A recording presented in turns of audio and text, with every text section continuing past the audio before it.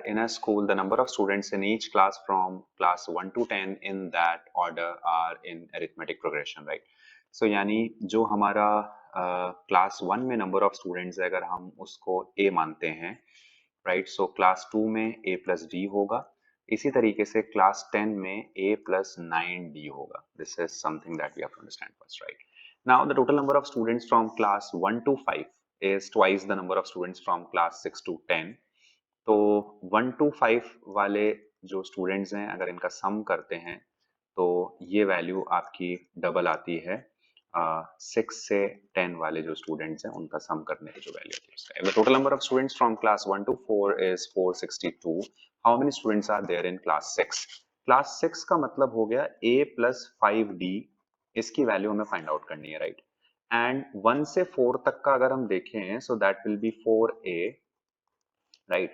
And 1 2 3, so this becomes 6d, so this will be 462. तो अगर इसको सॉल्व करते हैं so this becomes 2a plus 3d is equals to 231.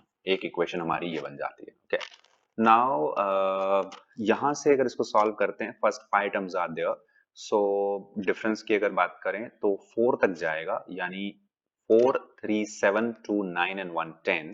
So this will be 5a plus 10d और ये बराबर होगा 2 times of 6 to 10. तो इसमें भी आपकी 5 टर्म्स हैं. So this will be 5a, but it will start from 5 till 9, right? So अगर हम सम करते हैं तो फर्स्ट 9 नंबर्स का जो सम होगा, या आप यूं भी कर सकते हैं, 5 टर्म्स हैं, 9 plus 5 is 14 divided by 2, so this becomes 7d, right? So this is something. And क्योंकि 5 टर्म्स हैं तो 5 से मल्टीप्लाई भी करना होगा, so this will be 35d. यहाँ तक समझ में आया?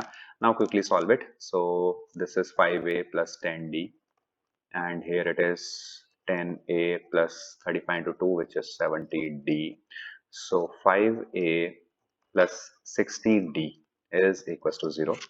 और अगर इसमें से हम 5a को लिखें तो a can be written as minus का 12d, ये हम कह सकते हैं.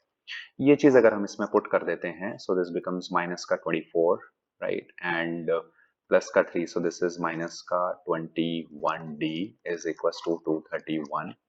यहाँ से d की वैल्यू अगर कैलकुलेट करते हैं तो आई गेस ये आती है माइनस का 11. This is the value of d, and a की वैल्यू हो जाती है 132, राइट?